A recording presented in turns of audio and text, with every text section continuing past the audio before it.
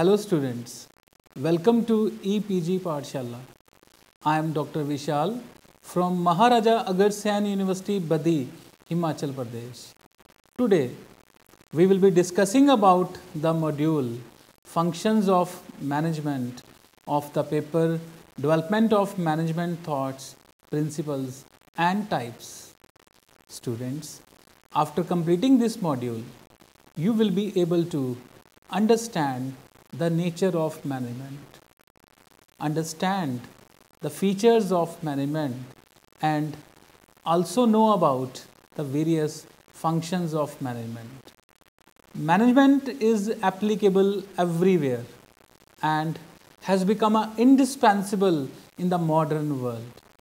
Every organization requires making of decisions, coordination of activities, and handling of people and control of operation directed towards its objectives.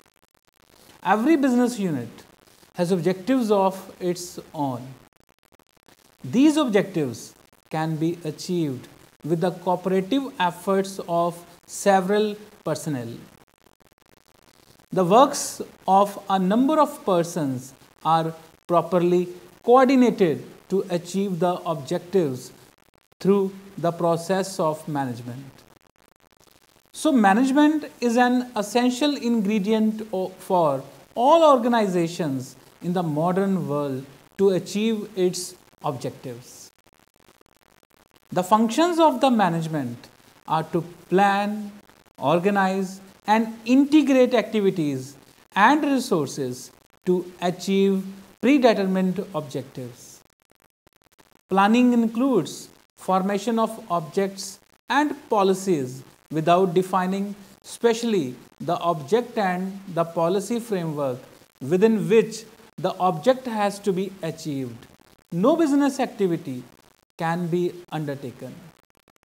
Once the object and policies have been laid down, they have to be implemented into actual practice. The process of implementing the object into actual practice becomes the executive functions of management. Management of modern organizations is a complex process. It is very difficult to understand the real nature of this process without studying its various facets. In the process of managing, a manager performs various functions for the achievement of predetermined objectives. Simply speaking, management is what managers do, but the simple statement does not tell us much, does it? In fact, management involves coordinating and supervision of the work activities of others in order to complete it in efficient and effective manner. Many authorities and scholars on management have discussed the functions of management, but they are not agreed unanimously about the nomenclatures of the functions of management. It was Henry Fayol who gave for the first time a functional definition of management. In Fayol's word, to manage is to forecast and plan, to organize, to command, to coordinate, and to control. Nature of management. Although management is a process of achieving desired results effectively and efficiently by conducting different functions through communication, motivation, and leadership. But in order to understand the nature of management, one should have to analyze first management as a science, art, and as a profession. Management as a science. What makes a discipline a science? Should the discipline involve the use of a laboratory and a lab coat in order to be called a science? The hallmarks of a science are not the test tube or the lab coat. Instead, they are implicit in the method of inquiry used by a discipline for gathering the data. As a science, management has the following characteristics. Methods of inquiry are systematic and empirical. Use of scientific method to study the body of knowledge. Information can be ordered and analyzed. Cause and effect relationship. Universal applicability. Results are cumulative and communicable. So, science refers to a systematized body of knowledge acquired through observation, experimentation, research, and analysis, and is verifiable through cause and effect relationship and has universal applicability. In conclusion, it can be said that management is neither a comprehensive nor as exact as natural and physical sciences are. This is because management deals with human behavior also. So, management would be most appropriate described as social science. Management as an art. Art is concerned with the understanding of how a particular work can be accomplished. Under science, one normally learns the why of phenomena. Under art, one learns the how of it. Management is the art of getting things done through others in dynamic and mostly non-repetitive situations.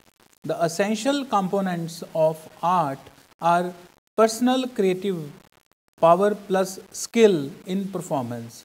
As an art, management has the following characteristics: practical application, creative in nature, personal skills, application of skill, exercise of personal judgment, emergence of experience, utilization of human talent. It helps in achieving concrete results. In conclusion, it can be said that management involves both elements, those of a science and an art. While certain aspects of management make it a science, certain others, which involve application of skill, make it an art. Management as a profession. A profession may be defined as an occupation by which apply the intelligence and efforts for the purpose of providing skilled service or advice to others for an agreed amount. As a profession, management has the following characteristics: specialized knowledge, competent application, education and training, professional body, code of conduct, service motive, charging of fee based on service. In conclusion, it can be said that management has certain characteristics of profession, or it can be said that management meets the characteristics of profession in varying degrees. So, management is a fast emerging profession and it is heading towards greater degree of professionalization. Characteristics of management. Management is a distinct activity or the process of activity relating to the effective utilization of available resources for manufacturing. Following are the characteristics or features of management. Management is a continuous process. The management process consists of all the functions of management ranging from planning, organizing, staffing, and directing to controlling. So, these various managerial activities cannot be performed once for all. It is a continuous process. A manager is busy sometimes in doing one managerial activity and at other times some other activity. Thus, management is a continuous process. Group activity. Management is an essential ingredient of all organized endeavor. It means that it is not a single person who manages all the activities of an organization, but it is always a group of persons. Hence, management is a group effort. Mostly in big organizations, management is defined as a group activity because many persons are associated in different activities. Multidisciplinary subject. It means that management is deeply indebted to various other disciplines from which it has gained considerably. Management came to develop its own thoughts and principles to fulfill the needs of the management of different organizations.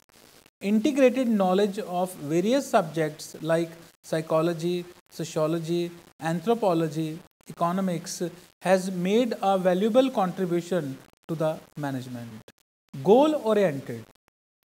Management is a purposeful activity.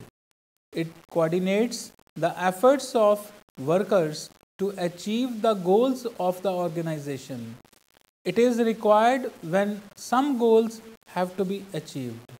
A manager, on the basis of his knowledge and experience, tries to achieve the goals which are decided in advance. Hence, management is a goal-oriented process. Efficiency and effectiveness. Efficiency and effectiveness is the cornerstones of management process. Efficiency means performing the functions in a best manner with minimal cost, and effectiveness is concerned with the final result and involves choosing the right task and finishing that task on time. Efficiency and effectiveness are interrelated, and when found together, managerial and organizational performance gets optimized. Decision making. There are number of decisions taken by the management every day. A decision represents the most appropriate behavior chosen from a number of alternatives to deal with organizational problems. The quality of decision taken by the manager determines the organization's performance. Managerial decision must facilitate the achievement of organizational goals consistent with ethical and social dimensions of the organization. Universal application. Management is universal in character. The principles and techniques of management are equally applicable in the fields of business, education, military, government, and hospital. Thus, it is applicable to all organizations where the efforts of human beings are to be coordinated. System of authority. Management as a team of managers represents a system of authority. Managers at different levels possess varying degree of authority which gets gradually reduced as you go down in the hierarchy. Authority enables the managers to perform their functions effectively. Functions of management. Management is playing a vital role in the progress and prosperity of a business enterprise. The main purpose of management is to run the enterprise smoothly. Basically, management functions are those group of activities which constitute the core of basic responsibilities of a manager's job. A brief explanation of the basic functions of management is given below. Number 1, planning. Planning is the primary function of management and involves the process of determining objectives, discovering alternative course of action, and selecting an appropriate course of action for achieving objectives. In other words, planning is the determination of a future course of action to achieve a desired result. Under planning, it is ascertained that what should be done, how it should be done, and who should do it. Before starting off a job, all above mentioned activities must be considered, otherwise, the objectives of a business cannot be achieved. Planning is a long process, and under this, the following steps are taken.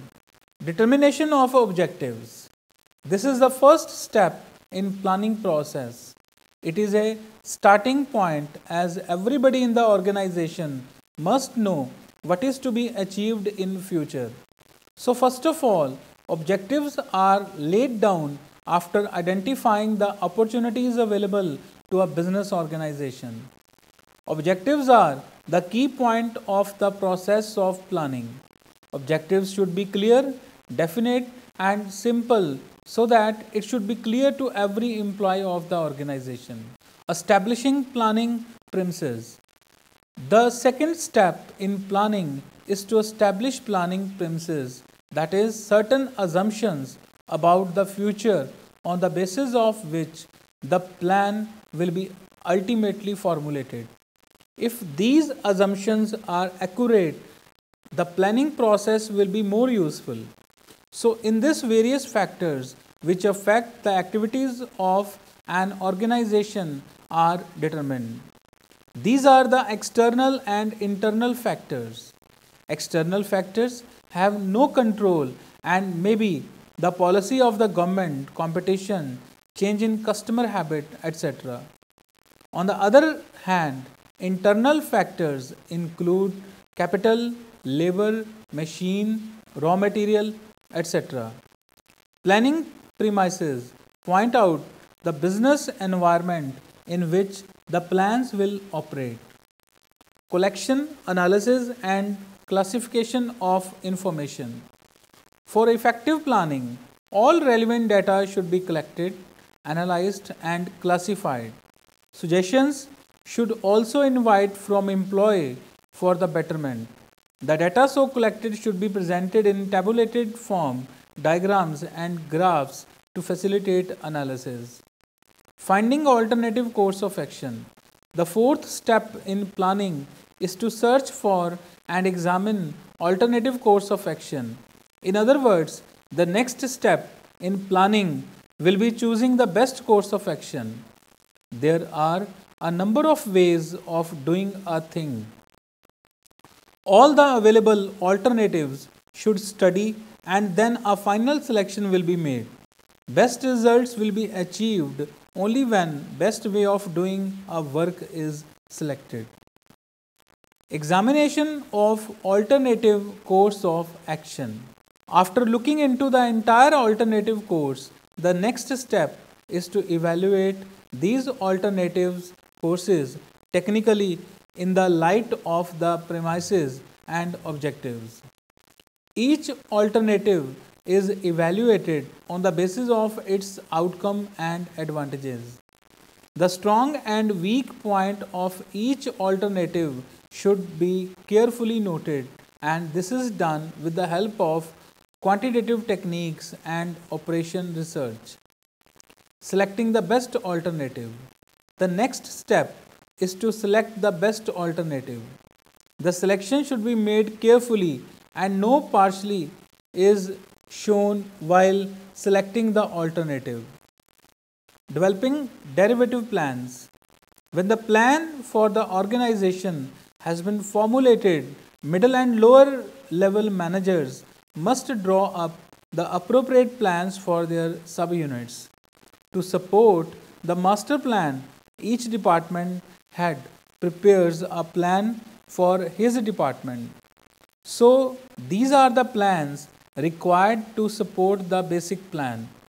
Communication and implementation of plans. The next step in planning is to communicate the plan to every manager in the organization so that they cooperate wholeheartedly in the implementation of plans. These tools will enable a better implementation of plans. Follow-up action or controlling the progress. The process of planning does not end with the implementation of plans. The plans are formulated for future which is uncertain. There must be a constant review of the planning to ensure the success. Managers need to check progress of their plans so that they can make changes in the plan or take some remedial measure to bridge the gap if it is unrealistic or impractical. Organizing. When the plans are laid down and the objectives specified, the next step is to give practical shape to the work to be performed to attain those objectives. This task is accomplished by the managerial function of organizing, or we can say that the process of creating this structure of roles is known as organizing. Planning is just to put some idea in writing, but to convert that idea into reality, a group of people is needed. Further, to streamline the activities of this group of people, organizing is required. Under this, the whole project is divided into various small jobs to assign these jobs to designated to unite various jobs into one department to clarify the rights and duties of employees and to define relationship among various posts. In nutshell, organizing is structuring of functions and duties to be performed by a group of people for the purpose of attaining enterprise objectives. The organizing function establishes working relationship among employees by assigning tasks and giving them enough authority to perform those tasks. Following steps are taken to complete the organizing function of management. Identification of activities. In this stage of organizing process, a manager identifies and determines those activities that are to be performed for achieving common goals. It includes the division of all activities in order to achieve the objectives of the organization. The entire work is divided into various parts, and again each part is divided into various subparts. Grouping of activities. The grouping of activities starts once the various activities have been designed to achieve the objectives of the company. The activities of the same nature are grouped together and assigned to a particular department like purchase department, sales department, etc. Allotment of duties. In order to ensure effective performance, the grouped activities are allotted to specific persons. At the time of making such assignment, it is ensured that the department has required competence and resources for performing that group of activities. Delegation of authority. Every individual is given the authority necessary to perform the assigned duty effectively. By authority, here mean power to take decisions, issuing instructions, guiding the subordinates, supervise and control them. Authority flow top to bottom and responsibility from bottom to top. Coordinating activities. In the process of organizing, attempts are also made for coordinating working of individual with the respective department, and finally to coordinate functioning of various departments towards the achievement of common goals. Staffing. It refers to knowing about the manpower requirements in the organization and filled the various posts with suitable employees. An organization may succeed only if it has trained staff in each and every department, and this work is done by staffing. So staffing refers to placement of right person in the right jobs. Staffing includes selection of a right persons, training to those needy persons, promotion of the best persons, retirement of old persons, performance appraisal of all the personnel, and adequate remuneration of personnel. Thus, staffing is regarded as a unique and very important function because it is only through human force that all other resources of the organization are utilized optimally. Following steps are taken to complete the staffing function of management. Recruitment or getting applicants for the jobs as they open up. Selection of the best qualified from those who seek the job. Training those who need further instructions to perform their work effectively or to qualify for promotion. Performance appraisal, since it serves as the basis for job change or promotion. Administration of compensation plans, since it is important factor in both getting and holding qualified people. Directing. Directing function of management involves guiding, leading, and motivating subordinates so that they contribute towards achieving organizational objectives. It is done by giving necessary instruction to them regarding the assigned work and motivating them to perform in a satisfactory manner. Communication, motivation, and leadership are the essential elements of directing function. Communication. Communication is the transmission of human thoughts, views, and opinions from one person to another. A manager has always tell the subordinates that what has to be done, where it is to be done, how it is to be done, and when it is to be done. Thus, communication is a very important element in order to perform all activities of organization effectively. Motivation. It refers to that process which excites people to work for achievement of desired objective. Motivation includes increasing the speed of performance of a work and developing willingness on the part of the workers. This is done by resourceful leader. Leadership. Leadership is at very center of management that deals with getting work done through others. Managers can get the work done through people either by exercising the authority vested in them or by winning support, trust, and confidence of the people. To secure greater work performance and result from people, a manager has to increase his influence over them. This incremental influence of a manager over his subordinates, because of which they willingly and passionately cooperate in the attainment of organizational goals, is referred to as a leadership.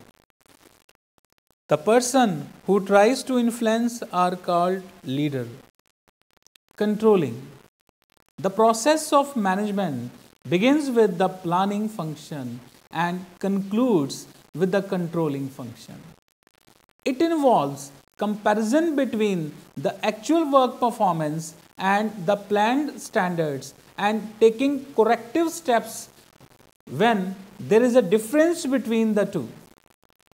So it is important function of management and has the following steps. Establishing performance standards. Every enterprise plans its activities in advance. On the basis of plans, the objectives and goals of every department, branch, etc. are fixed. Standards may be quantitative or qualitative. Most of the standards are expressed in terms of quantity. Number of units produced, number of man hours employed, total cost incurred, revenue earned, the amount of investment, etc. Measurement of actual performance. The performance should be compared with the established standards. So, necessary information should be collected about the performance.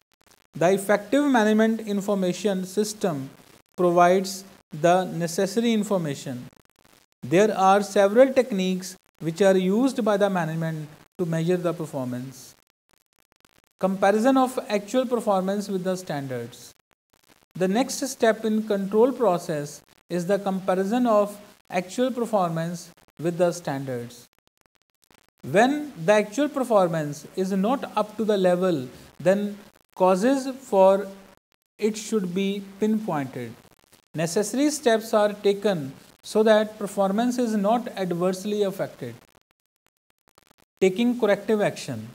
Management has to find out the causes of deviation before taking corrective measure. The causes of deviation may be due to ineffective and inadequate communication, defective system of wage payment, defective system of selection of personnel, lack of proper training, lack of motivation, ineffective supervision, etc. The management has to take necessary corrective action on the basis of nature of causes of deviation. So students, let's summarize what we have learned in this module. The economic development of a country depends on management. Management coordinates all organizational activities and produces a synergic effect. Managers are charged with the responsibility of taking actions that will make it possible for individuals to make their best contributions to group objectives. Managing as practiced is an art. The organized knowledge underlying the practice may be referred to as a science. In this context, science and art are not mutually exclusive but are complementary. All managers carry out the functions of planning, organizing, staffing, leading, and controlling, although the time spent in each function will differ and the skills required by managers at different level of the organizational levels vary. Managerial activities are common to all managers, but practices and methods must be adapted to the particular tasks, enterprises, and situations. The universality of management states that managers perform the same functions regardless of their place in the organizational structure or the type of enterprise in which they are managing. Thank you very much.